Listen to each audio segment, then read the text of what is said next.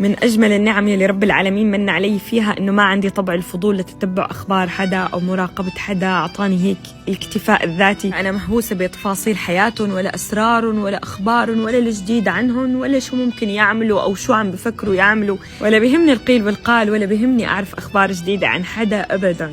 نعمة من ربنا يكون أكبر همومك بالحياة كيف بدك ترقي نفسك، تدرسي أولادك، تأمني بيتك، تطبخي أكلتك، تشربي فنجان القهوة مع نفسك، تعرفي الغلط والصح، تدرسي علاقتك مع ربك. ديري بالك من لسانك. نحن النساء بأكثر الجلسات نغلط بحق نفسنا قبل ما نغلط بحق الشخص اللي عم نحكي عليه، لأنه نحن ضرينا نفسنا، نحن جبنا لنفسنا إثم، نحن أخذنا من سيئات هالشخص. هو غلط لكن ذنبه على جنبه، في رب يحاسبه. لما تدعي الخلق للخالق، دعا الخلق للخالق. أنا تركتها منا لرب، رب اللي خلقها هو أولى فيها. بينما نحن النسوان بلا بلا بلا بكل جمعة بلا بلا، من الفراغ نحن لازم نعبي وقتنا.